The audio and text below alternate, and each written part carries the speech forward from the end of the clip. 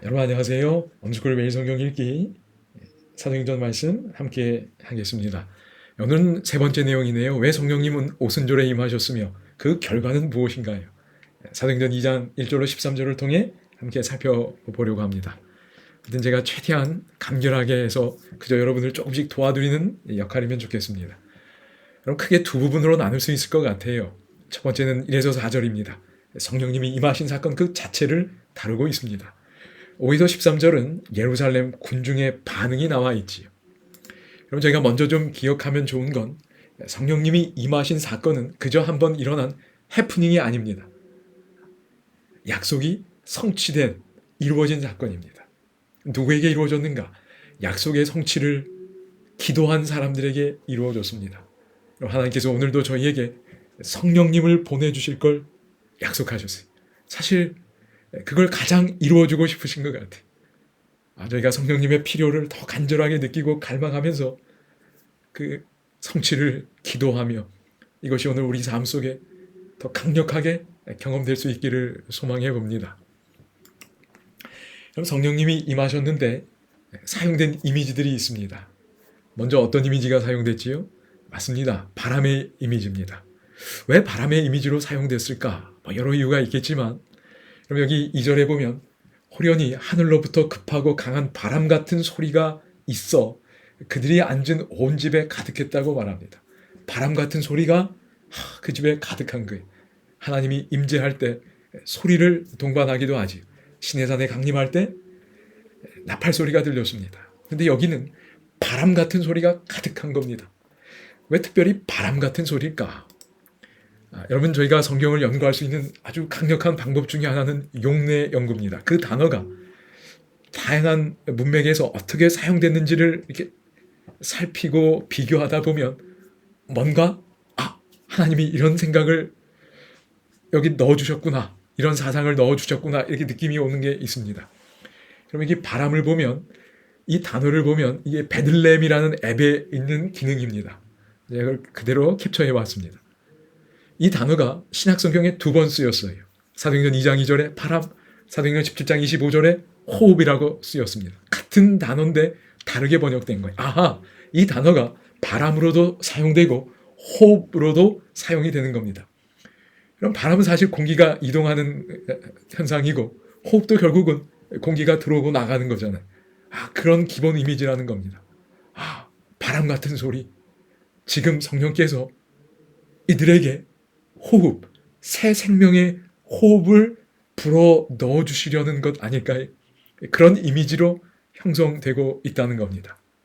그래서요, 이런 마치 하나님이 아담 첫사람을 만드실 때 흙으로 빚으시고 그 코에 생기를 불어 넣으신 것처럼 성령님이 임재하시며 교회 공동체에 새 생명을 불어 넣으시면서 탄생하게 하는 장면이라고 생각이 됩니다. 탄생한 겁니다. 그 다음에 또 다른 이미지 뭐가 사용됐지요? 맞습니다. 3절에 보면 불의 혀처럼 갈라지는 것들이 보였다 그랬어요. 소리는 바람 같은 소리고 보이는 이미지는 불의 혀처럼 갈라지는 겁니다. 불의 혀예요. 그것이 각 사람 위에 하나씩 임하여 있었습니다. 그러니까 우리 머리 위에 성령님이 임하시면 우리가 있는 그곳은 바람의 소리가 가득한 곳이고 그리고 우리 머리 위에는 불의 혀가 다 하나씩 있는 겁니다. 여러분 그렇게 늘 상상하며 다니면 좋을 것 같아요. 여러분 하나님의 임재를 상징하는 여러 이미지 가운데 불은 대표적인 거지. 모세에게 나타나실 때도 불붙은 떨기나무 가운데 나타나셨어요. 이스라엘 광야를 인도하실 때도 불기둥으로 인도하셨습니다. 불은 하나님의 임재와 관련돼 있어요. 근데 특별히 불의 혀의 모양입니다. 여러분 어떤 의미일까요? 맞습니다. 이 선물이 어떤 특성을 가지고 있는지를 보여주는 겁니다. 성령님을 선물로 받았더니 이제 뭐 할 수 있어요? 말할 수 있게 된 겁니다. 그냥 말이 아니라 세상이 꼭 들어야 할 말을 하게 된 겁니다. 세상이 꼭 들어야 할 말이 뭐였나요? 11절에 보면 각 언어로 하나님의 큰 일을 말함을 듣는도다 그랬어요. 그래서 그 반응이지만 하나님의 큰 일, 하나님이 이미 이루신 그 일을 세상이 들어야 합니다. 여러분, 성령님이 임하면 우리는 세상에 들어야 할 가치 있는 이야기를 말하는 사람이 되는 겁니다. 하나님이 우리를 그런 사람으로 높여주실 것입니다. 그럼 세상에 지식인들이 말을 합니다. 경험이 많은 사람, 특별한 경험, 성취를 한 사람들이 말을 해요. 그리고 수많은 사람들이 그들의 귀에 이야기에 귀를 기울입니다. 그런데 하나님께서 오늘 우리에게 야, 너가 이제 세상에 들어야 할 가치 있는 이야기를 말하는 사람이 되게 해주시겠다는 겁니다. 우리의 지식도 경험도 부족하지만 하나님 안에서 그렇게 변화될 수 있음을 믿습니다. 예수님을 더 깊이 알고 경험하고 우리 삶 속에 그 예수님과 동행하는 여정이 이루어진다면 하나님께서 하실 것입니다. 하나님의 이 목표를 우리도 받아들이고 협력할 수 있으면 참 좋겠습니다. 그럼 특별히 이때에는 여러분 여기 5절에 보면 경건한 유대인들이 천하 각국으로부터 와서 예루살렘에 머물러 있더라고 이야기합니다. 여기 6절부터 이제 쭉 이야기가 나오는데요. 여기 9절부터 보면 그 지역이 소개가 됩니다. 바데인, 메데인, 엘람인, 메소포타미아, 저 11절에 가면 그레데인, 아라비아인들까지 대략 한 15지역이 언급이 됩니다. 유대인들은 흩어져 있었습니다. 많은 사람들이. 왜냐하면 조상들의 역사 속에서 나라가 망하고 또 포로로 잡혀간 일들이 많이 있었잖아요. 아시리아, 또 바벨론, 또 헬라 시대도 그런 일들이 있었을 겁니다. 그래서 막 흩어져 있었어요. 디아스포라라 하지. 근데 그들이 여기 지금 예루살렘에 모여 있는 겁니다. 그래서 그들이 복음을 들어야 하니까 특별히 하나님의 강력한 역사를 보여주기 위해 이게 사도행전 2장 4절에 있는 것처럼 다른 언어들로 말하기를 시작했다는 겁니다. 와, 얼마나 놀랐을까요? 각자 자기의 방언으로 제자들이 말하는 걸 듣고 소동이 일어났습니다. 어쨌든 분명한 건 말하는 사람이 된 거예요. 그럼 여기 머리 위에 불의 혀 모양이 있어요. 이거 하나씩 다 이렇게 들고 항상 나와 함께하고 있다고 생각하면 좋겠습니다. 여기 사도행전엔 이런 말씀도 있습니다. 본국어로 말하든지 외국어로 말하든지 이때로부터 그 제자들의 언어는 어떻게 됐다고요? 깨끗하고 간결하고 정확했다고 말합니다. 제게도 이거 굉장한 도전입니다. 하나님께서 오늘 우리에게 이 선물 주시기를 원하신다고 믿습니다. 여러분 이제 군중들의 반응 잠깐 보겠습니다. 첫 번째 어떤 반응이었을까요? 먼저는 놀람입니다. 아니 어떻게 이 갈릴리 사람들이 우리의 언어로 말하는지 너무 놀라는 겁니다. 6절에 소동, 7절 다 놀라 신기하게 여겨요. 12절도 다 놀라며 당황합니다. 그리고 12절에 보면 서로 이르되 어찌 된 일이냐 하며 질문이 나옵니다. 그리고 13절에 보면 조롱하는 사람들도 있었어요. 다는 아니었을 겁니다. 어떤 이들은 조롱하여 이르되 그들이 세술에 취하였다 하더라 이랬어요.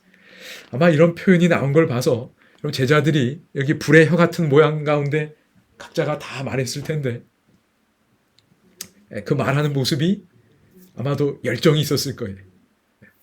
그 다음에 흥분한 그런 어조나 태도도 있었을 수 있습니다. 그래서 이제 조롱하는 사람들이 야, 이 사람들 술 취한 거 아니야? 이런 반응도 있었으리라 생각이 됩니다.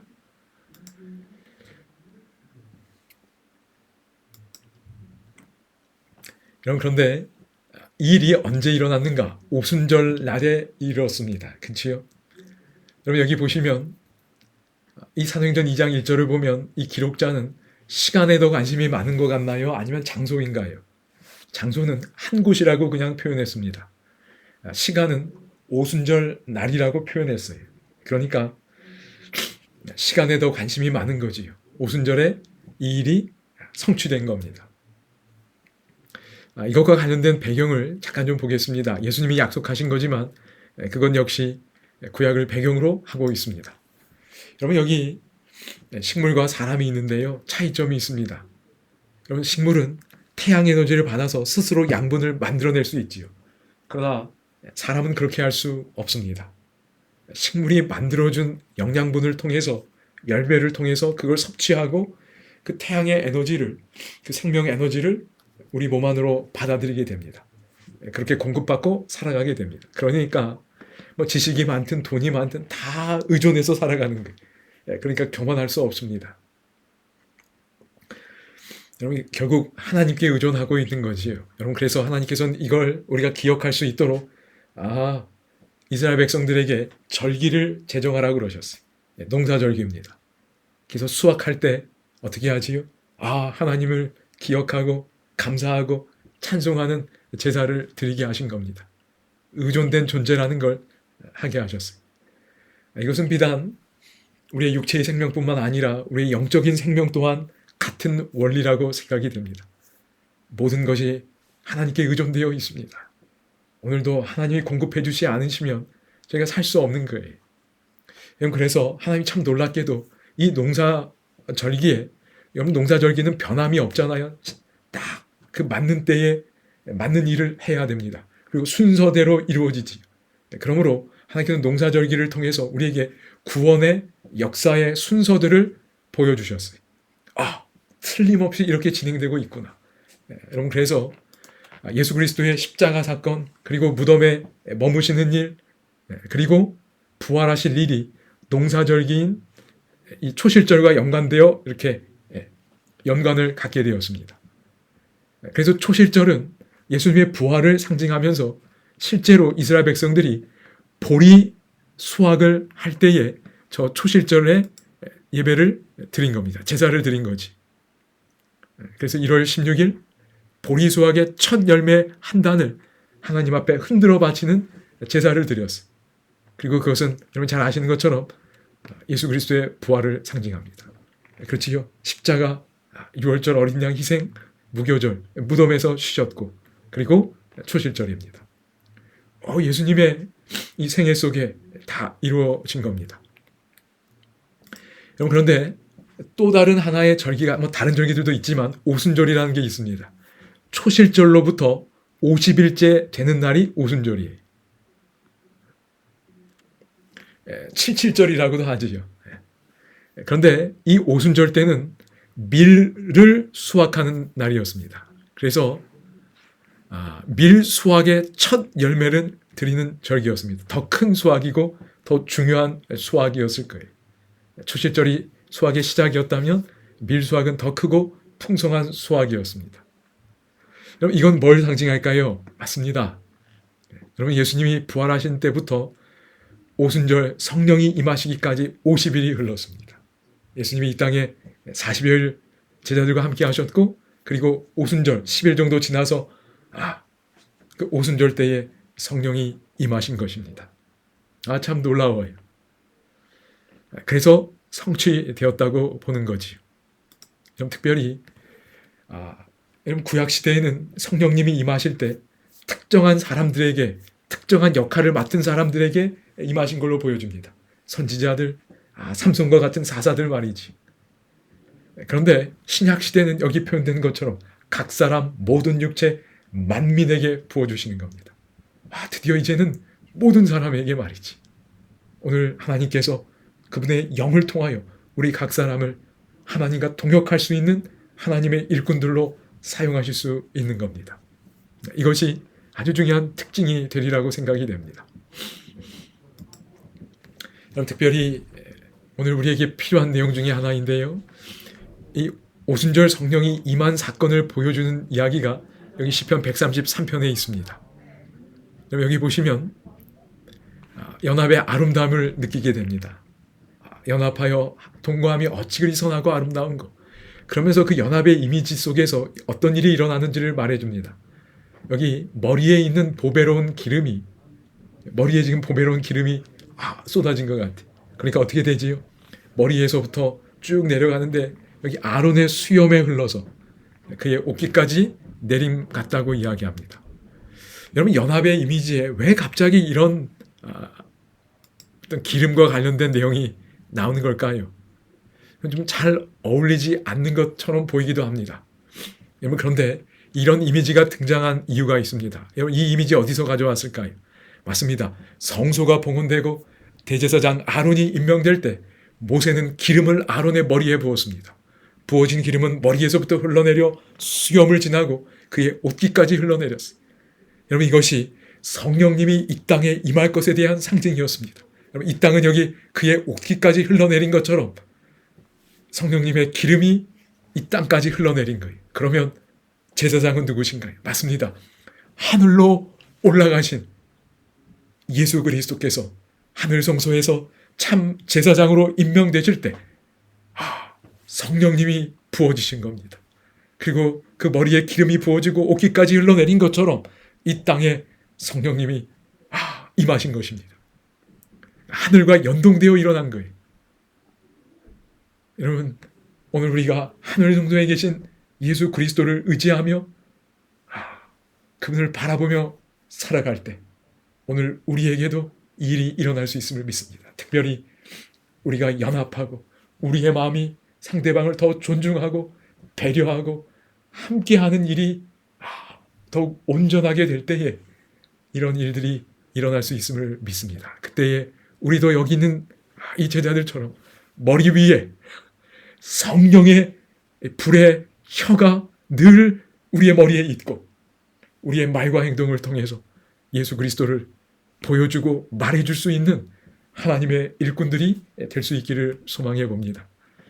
그럼 이제 마무리하면서요. 여기 제가 한 찬양을 여기 좀 이미지를 좀 빼버렸네요. 여러분, 제가 이제 한 찬양 소개해 드릴 건 한 우리 미주에 계시는 우리 재림교회 목사님 찬양, 부부의 찬양입니다. 여러분, 트리처 콜린스라는 혹시 어떤 이 증후군을 들어보셨는지요? 얼굴뼈가 이상이 생긴 겁니다. 우리 미국에 계신 한 목사님이, 우리 재림교회 목사님이 둘째 아이를 낳았는데 안타깝게도 이 아이에게 이 병이 있었습니다. 이 증후군이 있어서 참 얼마나 당황스러웠을까요? 얼마나 슬펐을까요? 그러나 하나님 안에서 하나님이 주신 그 생명을 정말 극진한 사랑으로 돌보는 겁니다. 그리고 그 아이를 키우는 과정들, 이야기들을 유튜브에 이렇게 오히려 공개하면서 하나님의 변함없는 사랑을 증거하는 통로로 삼으신 것 같아요. 그래서 아픔이 있는 많은 사람들이 오히려 더 위로를 받고 이렇게 사랑이 있구나. 사실 당연한 일 같지만 그렇지 못한 이 시대에서 사랑을 느끼고 생각하게 해주는 그런 통로 역할을 하시는 것 같아요. 그래서 그분들의 노래가 정말 복음의 증거처럼 생각이 되었습니다. 그래서 오늘은 그 찬양을 제가 링크 걸어드리겠습니다. 꼭 들으시고 또 기도도 해주시고 여러분도 용기 얻으시면 좋겠습니다. 감사합니다.